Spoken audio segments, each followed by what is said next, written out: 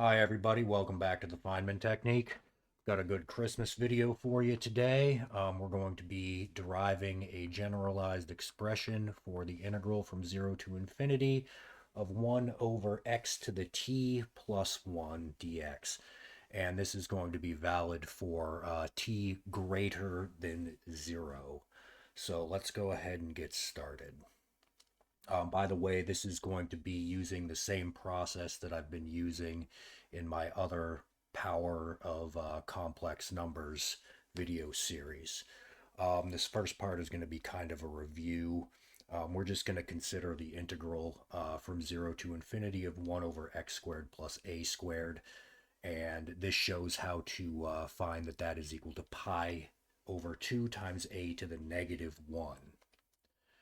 All right. Next, we're going to we will let a equal e to the I pi over 4. And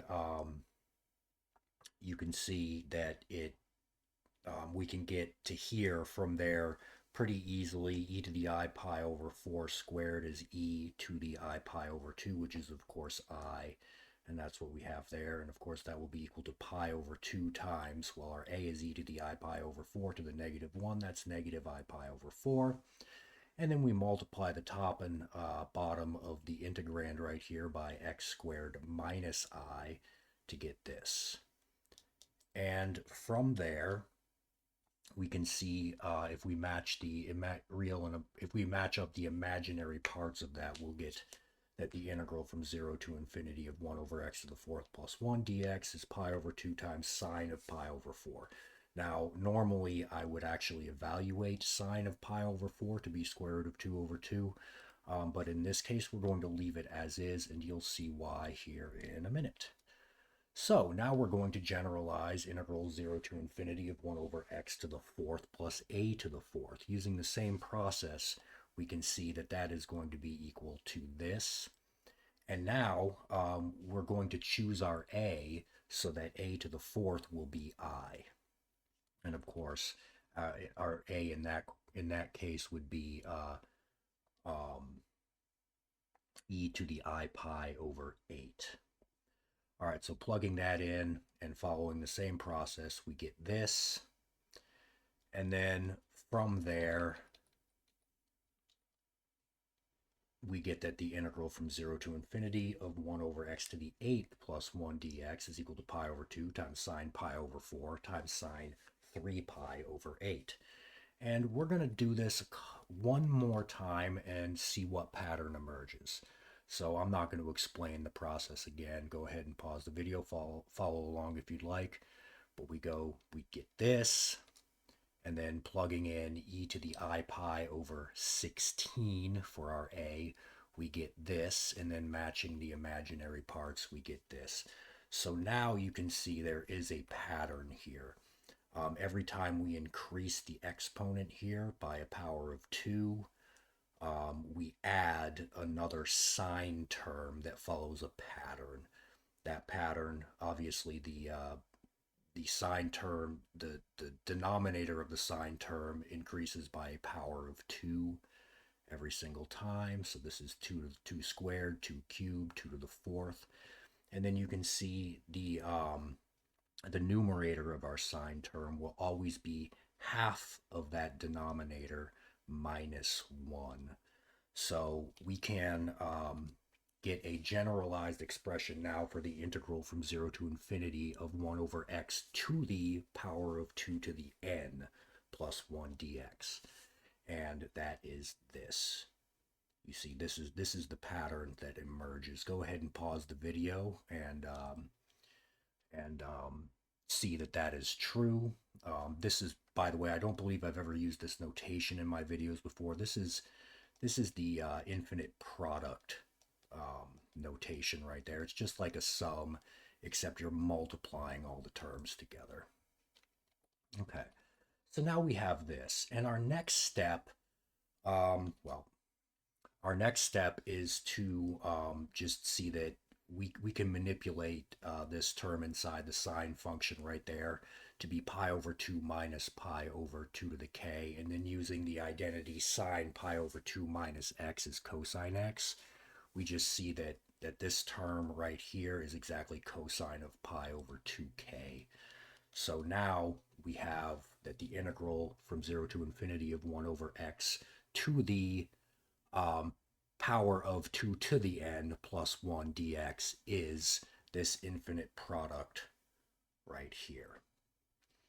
All right, next. This is kind of a long step. What we're going to do is start with this identity right here. This comes from the double angle identity. Extending that to x over 2, we will get this. And then plugging in sine x to the 2, sine of x over 2 into our original expression for sine x. Well, actually, the first 4 steps right here, I'm just cutting the term inside the sine function in half every time, and you can see it will follow this pattern. And then we can see that sine x, if we plug in our derived expression for sine of x over 2 into the original expression for sine x, we'll get this. And then you'll notice we also have derived an expression for sine of x over 4. That's right here. So we plug that in and we get this. And we also have a sine x to the x over 8 equals this. So we plug that in for sine x over 8 and we get this. And now you can see another pattern emerges. We can express sine x like this. You'll see that we'll just have n powers of 2 right here, or n factors of 2 right here. And then we'll always get this sine of x to the 2 to the n. In this case, it was 4. And then you see we have another infinite product right here. And that product will turn out to be the product from k is equal to 1 to n of cosine of x over 2 to the k. Go ahead and pause the video and verify that. That is the pattern that emerges. And from there,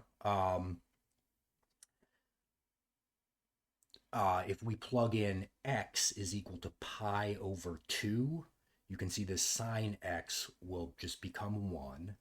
And then, we just plug in x is equal to pi over 2 to get this expression right here. And then that is equivalent to this. All I did was add 1 to the index on our k at the top and bottom and subtracted 1 from all the k terms inside the argument here. And then, let's see, what does it look like I did here? Yes, I just took out the k is equal to n plus 1 term outside of this product and put it outside. So now we have 1 is equal to this right here. All right. So next, it looks like what I did is I divided both sides of that equation by the thing outside the product to get that this product right here is just 1 over this. And let's see, what did I do next? Let's see. It looks like I made this a sine of pi over 2 to the n divided by 2, which of course it is. Same with the cosine right here. So now we can use the double angle identity for sine to see that this is just this part right here, this 2 times sine something cosine something is just equal to sine of 2 times that something. And that's right here. So now we have this product being equal to this. And next. All right, but don't forget this product was equal to this integral right here. So we have this integral is equal to this product, which in turn is equal to, and you can see what Well, okay, so this integral, let's go back up to the beginning so we can see exactly what we're talking about. This integral is equal to this product times pi over 2. So this integral is equal to this product, which is equal to this thing right here times pi over 2. All right. So now we have this integral is equal to this expression right here. And from here, we simply let our t equal 2 to the n. Now, some questions may arise and some concerns about extending this discrete product to continuous terms t. Um, that's a valid concern, and there is more work to be done to show that you can actually just because this expression right here came from discrete values of k. We're only letting k go up. K is an integer basically right here. But we can actually extend that to continuous values of t. So we're just going to let t equal 2 to the n. And like I said, there's technically more work that needs to go into that to show that it's true. Basically, the idea here is that we know this integral matches up with this for integer values of n. In other words, there are an infinite number of points at which this and this match up. These are both smooth functions in n. If we let n equal a continuous variable, these would be smooth functions. They're differentiable, analytic, whatever you want to call them, and they match up at infinitely many points. Basically, that says that they will match up at all points n. Okay, so again, we're just letting t equal 2 to the n. And finally, we have our expression for the integral from 0 to infinity of 1 over x to the t plus 1 dx is just pi over, again, we're matching up our 2n and letting them just be t. So that's pi over t times sine of pi over t. All right, guys, I hope you enjoyed that. Merry Christmas, and we will see you next time.